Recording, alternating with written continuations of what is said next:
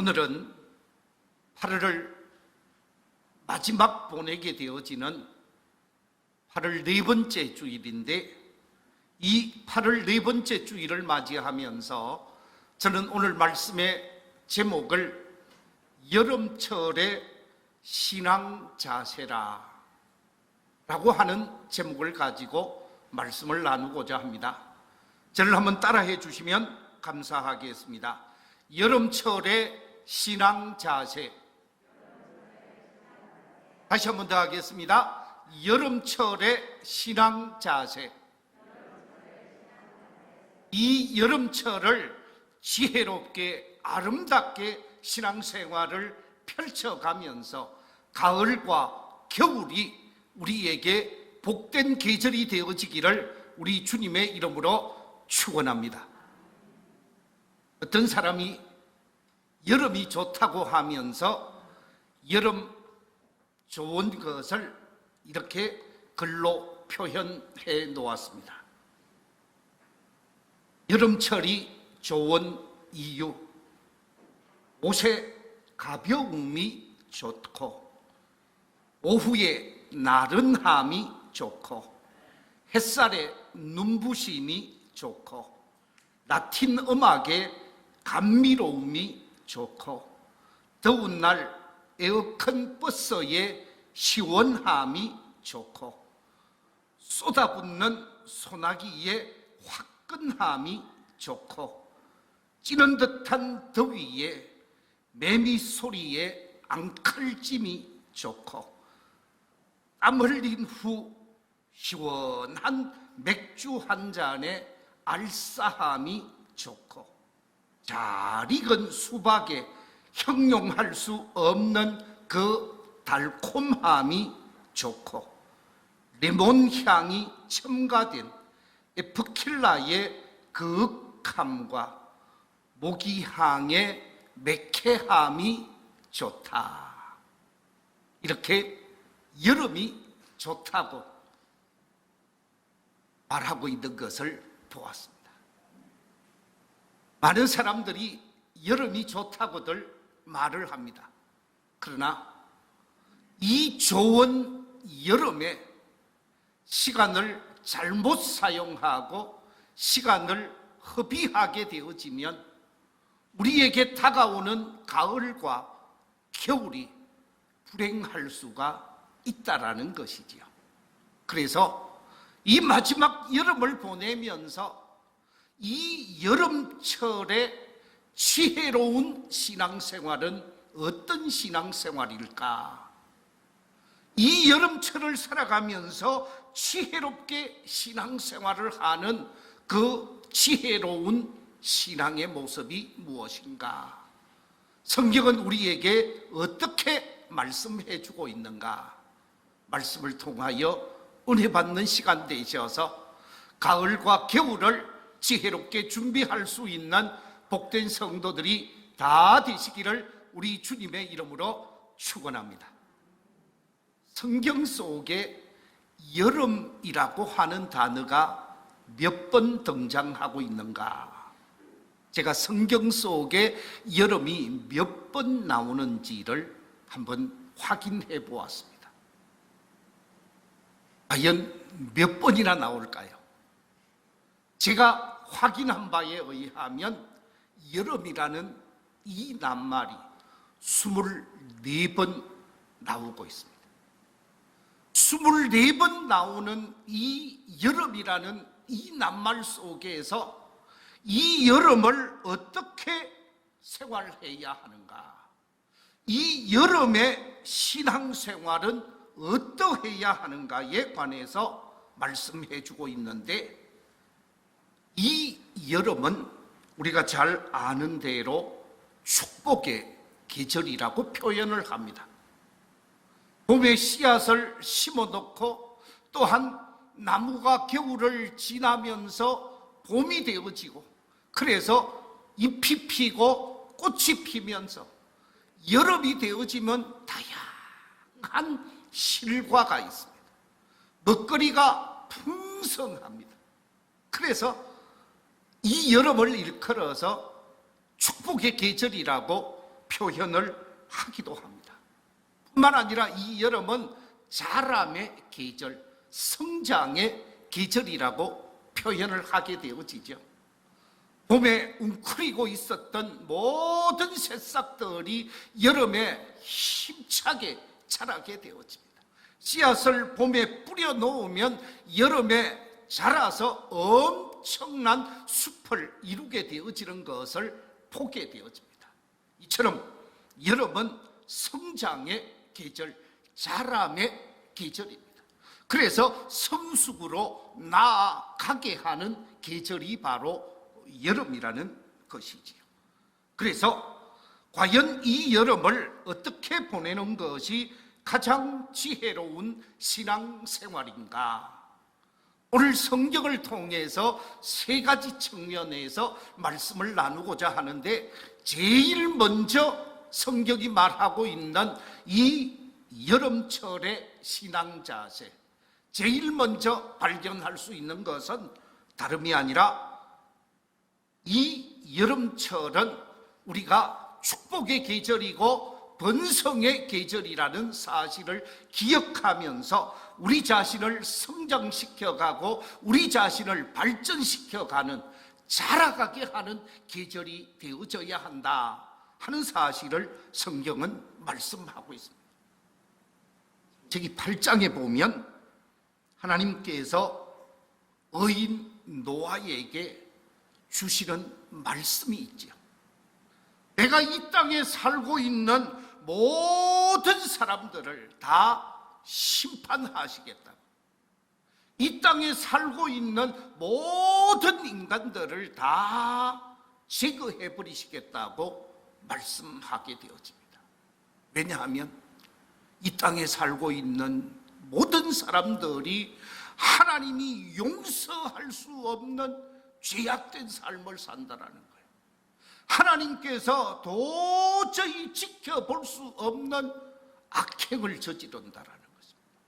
그래서 하나님께서 한탄하셨다고, 사람 지으셨음을 한탄하셨다고 하면서 방주를 준비케 하시는 모습이 있는데, 자, 우리 창세기 6장 5절, 6절, 7절 말씀 같이 한번 읽어보겠습니다. 시작.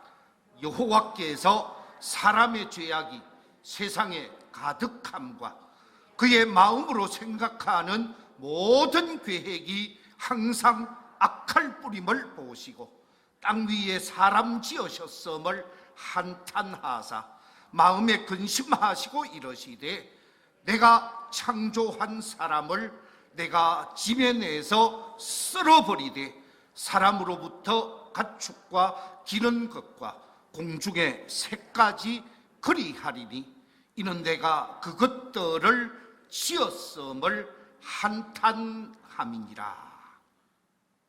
하나님께서 이 세상 속에 있는 그 죄악이 세상을 뒤덮게 되어지자 사람 지으셨음을 한탄하시는 하나님께서 세상을 물로 다 심판하시겠다고, 심판당하기 전에 방주를 지어서 그 방주 속에 들어갈 사람과 들어가도록 해야 할 모든 짐승들을 태울 수 있는 방주를 짓게 하시죠.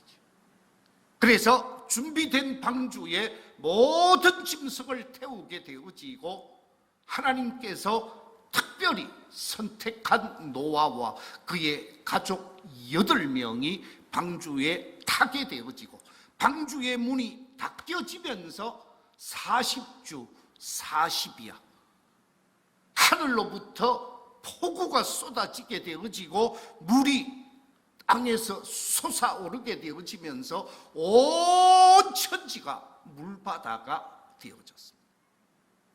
완전히 세상이 뒤덮이게 되어지고 모든 사람들과 생명체가 물속에 잠기게 되어지면서 심판이 나타나게 되어졌죠.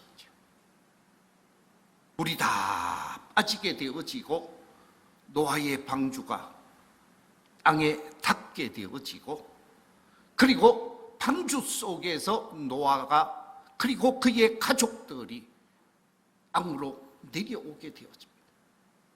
이 땅에 발을 밟게 되어지는데, 그때 노아와 노아의 가족 8명이 하나님 앞에 취한 행동이 무엇이냐?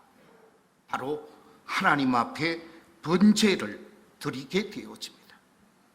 이 번제라고 하는 제사는 짐승의 가죽을 벗기고 그 벗겨진 짐승을 불로 태워서 완전히 제를 만들어 하나님 앞에 드리는 제사입니다. 이 번제라고 하는 제사는 저희들이 이제는 죄악된 삶을 살지 아니하고 하나님을 기쁘시게 하겠습니다. 하나님께 충성하겠습니다. 하나님께 헌신하겠습니다. 하나님께 모든 영광을 돌리겠습니다 하는 마음의 제사, 충성과 헌신을 다짐하는 제사가 바로 이 번제입니다. 이 번제를 하나님 앞에 드렸더니 하나님께서 그 제사를 기쁘게 받으시면서 응답하시고, 응답하신 하나님께서 주신 말씀이 창세기 8장 21절 이하 9장 1절에 이렇게 기록하고 있습니다. 여호와께서 그 향기를 받으시고 그 중심에 이르시되 내가 다시는 사람으로 말미암아 땅을 저주하지 아니하리니 이런 사람의 마음이 계획하는 바가 어려서부터 악함이라. 내가 전에 행한 것 같이 모든 생물을 다시 멸하지 아니하리니 땅에 있을 동안에는 심음과 거둠과 추위와 더위와 여름과 겨울과 낮과 밤이 쉬지 아니하리라. 하나님이 노아와 그 아들들에게 복을 주시며 그들에게 이르시되 생육하고 번성하여 땅에 충만하라. 하나님께서 노아와 그의 가족들을 향하여 주시기를 생육하고 번성하며 땅에 충만하라 라고 말씀을 하셨는데, 이 생육의 계절, 번성의 계절이 여름이라는 것이죠. 이 여름을 통해서 우리가 생육하고 번성하는 자연이 되어지고, 또한 사람뿐만 아니라 믿음의 길을 걸어가고 있는 우리 성도들이 이 여름의 계절을 통해서 우리의 믿음이 자라야 한다는 것입니다. 우리의 믿음도 자라야 하고 인격도 자라야 하고 우리의 신앙도 자라가면서 주변을 기쁘게 하고 주변을 복되게 하는 신앙이 되어져야 함을 말씀하고 있습니다. 여름이 되어진 지금 우리가 자연을 한번 바라보십시오. 자연에 푸른 나무들이 엄청나게 자라 있습니다. 큰 숲을 이루는 나무 그들에 들어가면 얼마나 시원한지 모르겠어요. 얼마나 그 자리가 평안한지 모르겠어요. 자라야 평안을 줄 수 있고, 자라야 기쁨을 줄 수 있고, 자라야 행복을 줄 수 있다라는 거죠. 우리의 믿음이 자라가게 되어지고 우리의 신앙이 아름답게 자라서 많은 사람에게 기쁨을 주고 많은 사람에게 평안을 주고 많은 사람에게 쉼을 줄 수 있는 자람의 신앙인, 성장하는 신앙인, 그래서 예수 그리스도의 장성한 품격까지 자라가면서 많은 사람에게 선한 영향력을 끼쳐갈 수 있는 복된 여름이 되시기를 우리 주님의 이름으로 축원합니다. 그렇습니다. 자람의 계절을 통해서 우리는 주변을 섬기고 주변을 사랑하며 삶을 살아갈 수가 있습니다. 뿐만 아니라 자람과 함께 성숙으로 나아가게 되어지죠. 우리의 인격이 성숙한 인격으로 좋은 하나님의 사람으로 변화되어지면서 많은 사람들을 복되게 할 수 있는 삶이 되어져야 합니다. 대한민국만큼 이렇게 봄과 여름과 가을과 겨울, 이 춘하 추동이 분명하게 나타나는 계절이 그렇게 많지 않습니다. 우리가 동남아 지역에 가면 늘 여름입니다.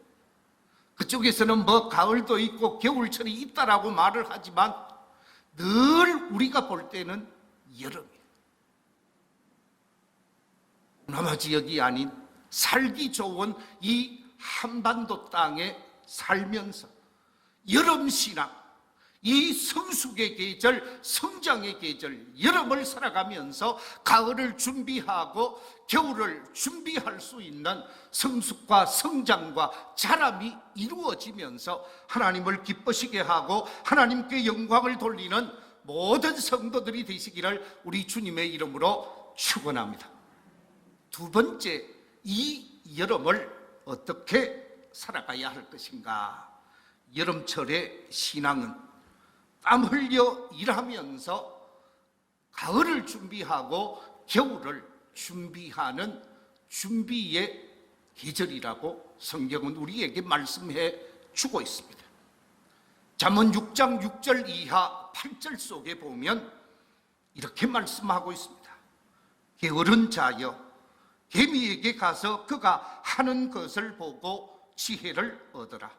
개미는 두령도 없고 감독자도 없고 통치자도 없어되 먹을 것을 여름 동안에 예비하며 추수 때에 양식을 모으느니라. 개미에 대한 비유를 통해서 말씀하고 있는데, 이 개미 공동체에는 두머리도 없고 지휘관도 없고 감독관도 없다라는 거예요. 그런데 개미가 열심히 여름에 일하는 모습을 보게 되어집니다. 불교에서는 이런 개미를 함부로 죽이지 말라고 그러지요. 그런데 저는 개미를 엄청나게 죽인 것 같아요. 지금부터 한 벌써 30년 넘게 된 것 같습니다. 제가 목사 딱지를 떼고 담임 목사로 첫 목회지에 부임한 교회가 역사와 전통이 있는 교회였습니다. 아마 우리 교회만큼의 역사가 있는 그런 교회였습니다. 그런데 긴 역사를 가지고 있으면서 교회를 짓고 사택을 양옥으로 지었는데, 오래전에 양옥으로 지었던 교회라 갔더니, 이사를 갔더니 얼마나 식구가 많은지 모르겠어요. 엄청난 식구들이 거기 살고 있더라고요. 밥을 먹으려고 하면 밥상에 쫙 올라와요. 잠을 자려고 하면 침대에도 올라와 있어. 얼마나 개미가 많은지. 보는 족족 어떻게 해요? 잠자다가 보면 여기저기 가려운 거예요. 그러면 개미가 같이 자자는 거예요. 그래서 참 개미가 많다 생각을 했죠. 그때 우리 아이들이 다 어렸을 적이었습니다. 저희 집 막내가 지금 30 됐는데, 그때 출생한 지 3개월 만에 부임을 했었거든. 그런데 아이들이 사탕을 먹다가 떨어뜨려 놓은 걸 봤어요. 그런데 이 사탕을 먹다가 떨어뜨려 놓은 그 사탕을 우리는 떨어뜨렸는지도 엄마 아빠는 몰랐어요. 그런데 일렬 종대로 개미가 쫙 서서 사탕 쪽으로 오는 거예요. 그리고 사탕에서 자기들이 가지고 갈 만큼 떼가지고 다시 자기 집으로 가지고 가는 거예요. 그 왔다가 갔다가 하는 그 개미 행렬을 보니까, 이야, 정말 부지런하구나. 정말로 쉬지 않고 일하는 그런 모습을 보게 되어졌어요. 개미를 통해서 부지런함을 배우라고 오늘 잠언이 말씀하고 있는데, 일해야 할 때 일하지 아니하고 논다고 하면 가을은 불행할 수밖에 없습니다. 겨울은 훨씬 더 불행할 수밖에 없는 것이죠. 우리가 잘 아는 대로 이솝 우화에 나오는 개미와 배짱이에 관한 이야기를 잘 알고 있습니다. 개미는 열심히 여름에 일을 하게 되어지지만 배짱이는 노래만 부르고 놀고 있습니다. 여름철 열심히 놀았습니다.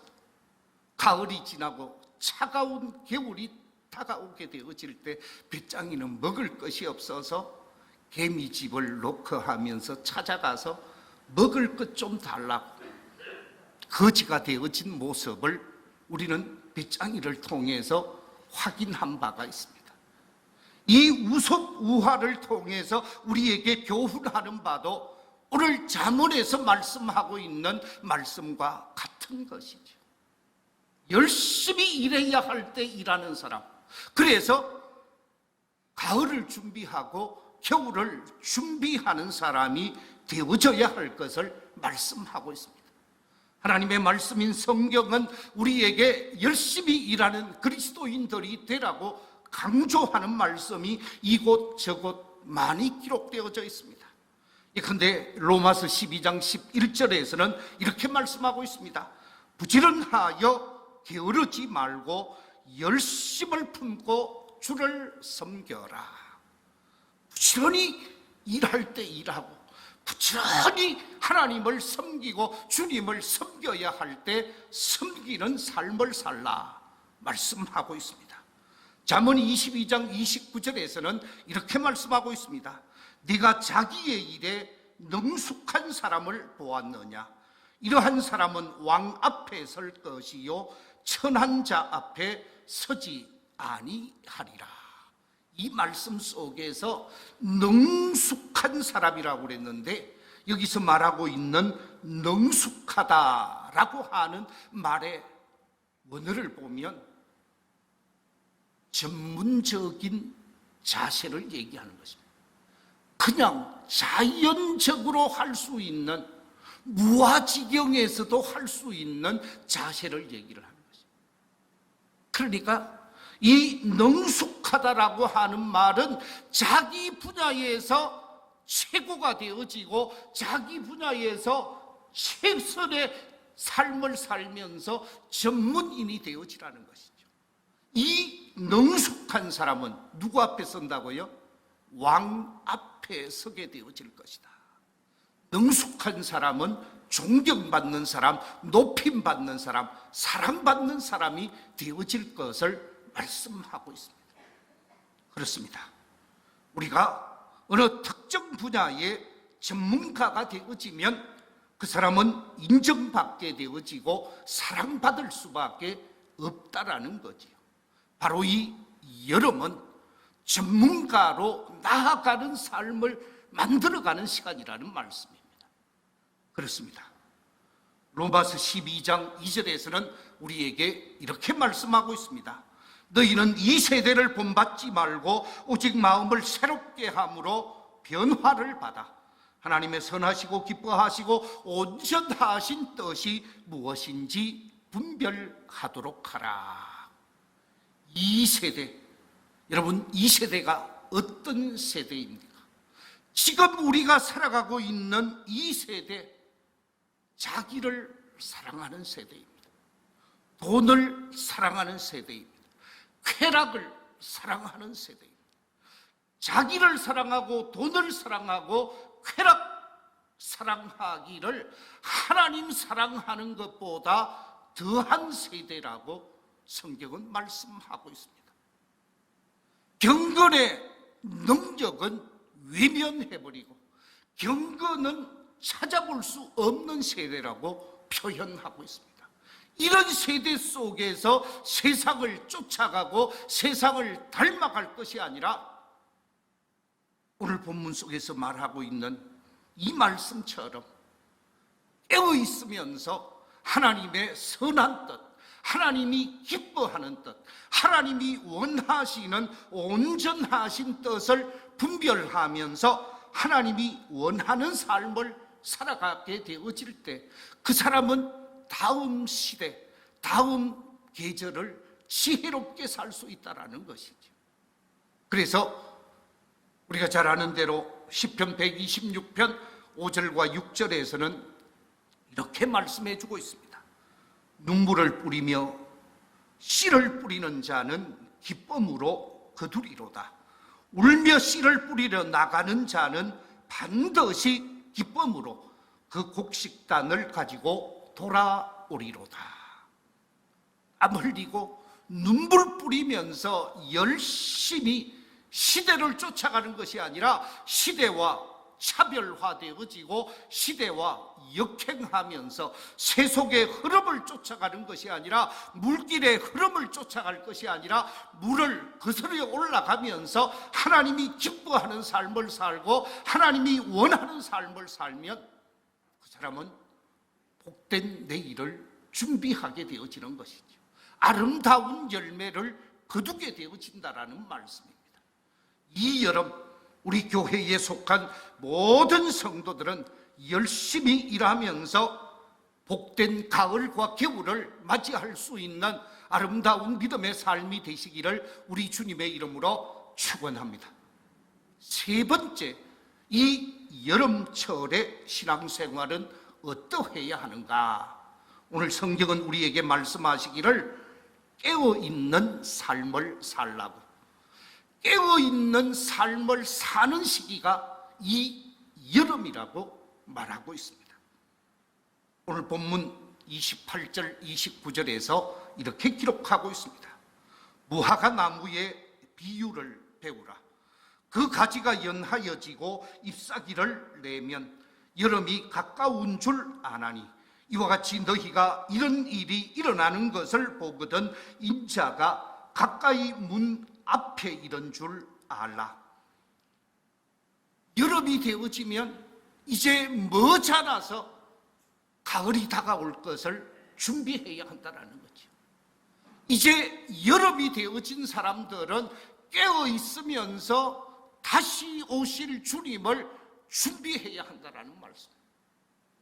오늘 본문 33절에 이렇게 기록하고 있습니다. 주의하라, 깨어 있으라. 그때가 언제인지 알지 못함이라.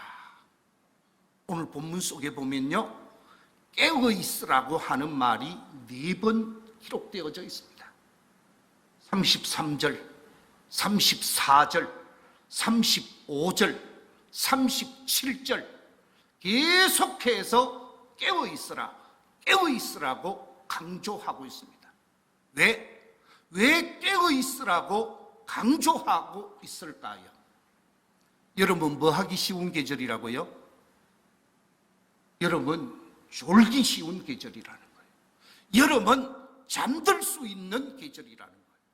이 잠들 수 있고 졸 수 있고, 그래서 잘못하다가는 사로잡히는데, 잠에게 사로만 잡히면 관계가 없겠어요. 죄악에 사로잡히게 되어진다라는 거예요. 마귀에게 사로잡히게 되어진다라는 거예요.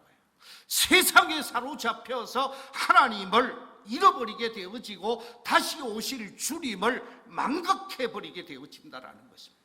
그렇기 때문에 이 여름은 깨어 있으라, 깨어 있으라고 강조하고 있음을 우리가 발견하게 되어집니다. 그렇습니다. 우리가 여름 나태해지기 쉽습니다. 잠잘 수 있습니다. 영적인 잠에 빠지게 되어지면 우리 성도들은 불행한 길을 걸어갈 수 있다는 거예요. 잘못될 수가 있다는 거예요. 잘못된 이단과 사슬에 빠질 수 있고 잘못된 신앙의 길을 걸어갈 수가 있다는 거예요. 그렇기 때문에 깨어 정신을 차리고 믿음의 길을 걸어가야 한다는 말씀입니다. 제가 그림으로 그려놓은 상상도 부활이 아니라 재림에 대한 사진을 하나 보여드리겠습니다. 저 그림은 예수님께서 이 땅에 재림해 오시는 재림의 사건을 상상적으로 그려놓은 그림입니다. 그런데 이 재림 신앙이 1992년 10월에 대한민국 기독교인들에게 그만 산산이 부서져 버렸습니다. 왜 대한민국 기독교인들에게 1992년 10월에 재림신앙이 깨어져 버리고 그 이후에 각 교회에서도 재림설교를 안 하고 있는 것이 현실화되어졌다고 합니다. 왜 그렇습니까? 잘못된, 깨어있지 아니하고 잘못된 길로 걸어갔기 때문에 그렇다라는 거예요. 그 당시 통계에 의하면 11만 6천 명이 이 다미선교회에 빠지게 되어졌다고 합니다. 기존 교회에 있던 사람들, 기존 교회에서 신앙생활을 하고 있던 사람들 중에 현혹되어져서 다미선교회로 넘어간 사람이 11만 6천 명이나 된대요. 그들이 이장림 씨를 비롯해서 대구의 황복관 목사를 비롯해서 여러 목사들이 잘못된 길로 우리 그리스도인들을 끌고 갔습니다. 1992년 10월 28일 저녁 자정 24시에 예수님께서 이 땅에 재림해 오게 되어지고 모든 사람들이 잘 믿는 믿음의 사람들 휴거하게 되어진다. 그래서 자기들 교회에 와서 휴거하라고 다 불러 모은 사람이 11만 6천 명이라는 거예요. 이 사람들이 어떤 자세로 그날을 기다렸는가? 다음 사진을 한번 보겠습니다. 자, 오른쪽에 있는 사진. 여러분 어떤 옷을 입었어요? 저분들이 다 찬양대원들로 흰 옷을 입었으면 얼마나 좋았겠어요. 모든 사람들이 하얀 옷, 흰 세마포 입으라고 그랬지 누가 저런 옷 입으라고 그랬어요? 흰 옷을 입고 10월 28일 자정 12시가 되어지기 전에 열심히 기도하면서 휴거를 기다렸어요. 저 사진이 12시 10분 전 11시 50분 사진입니다. 10분이 그대로 지나갔습니다. 12시 땡 쳤는데 그 땡 치는 12시 그 시간에 휴거되어지고 올라가게 되어지는 사람이 있을 줄 알았는데 단 한 사람도 올라가지 않았습니다. 다음에 사기꾼으로 몰려서 어떻게 됐다고요? 체포되어졌습니다. 누가? 앞장서서 잘못된 재림신앙을 불어넣었던 이장림 씨를 비롯해서 대구에 있는 황복관 목사. 제가 왜 이 말씀을 드리느냐 하면 이 재림 사건이 있기 한 달 전에 제가 대구에 있으면서 황복관 목사를 찾아갔습니다. 그때 목사님 6분을 대동해서 저하고 7분이 갔습니다. 제가 그분하고 3시간 동안 논쟁을 벌였습니다. 핵심은 그겁니다. 목사님, 성도들을 잘못된 길로 인도하지 마십시오. 성도들을 그릇된 길로 인도하지 마십시오. 목사님의 이 잘못된 행동이 한국교회 재림신앙에 먹구름을 끼칩니다. 말 그대로 되었습니다. 그때 저와 함께 갔던 친구들이 제게 한 이야기가 있습니다. 이 목사 정말 잘했다. 사랑하는 성도 여러분, 우리가 깨어있지 아니하면 잘못된 길로 흘러갈 수 있어요. 그릇된 길로 빠질 수 있어요. 그래서 성경은 깨어있을 것을 강조하고 있습니다. 우리 주님이 재림해 오실 때에 우리에게 정금 같은 믿음을 확인하실 것입니다. 성경의 열매를 확인하실 것입니다. 착하고 충성된 종아, 네가 적은 일에 충성하였음에 내가 많은 것을 네게 맡기리니 네 주인의 즐거움에 참여하라고 하는 칭찬의 말씀을 준비하고 계실 것입니다. 준비되지 못한 자, 깨어있지 못한 자, 잠자고 있는 자는 이 칭찬의 말씀을 받을 수가 없다라는 말씀입니다. 베드로전서 4장 7절 이하 10절에서 이렇게 말씀하고 있습니다. 만물의 마지막이 가까이 왔으니 그러므로 너희는 정신을 차리고 근신하여 기도하라. 무엇보다도 뜨겁게 서로 사랑할지니 사랑은 허다한 죄를 덮느니라. 서로 대접하기를 원망 없이 하고 각각 은사를 받은 대로 하나님의 여러 가지 은혜를 맡은 선한 청지기 같이 서로 봉사하라. 이 마지막 시대, 이 마지막 시대를 살아가는 사람들을 향하여 정신을 차리고 근신하여 기도하는 생활을 하라고 말씀하고 있습니다. 이 마지막 시대에는 뜨겁게 서로 사랑하라고 말씀하고 있습니다. 이 마지막 시대에는 선한 청지기 같이 봉사할 것을 강조하고 있습니다. 그렇습니다.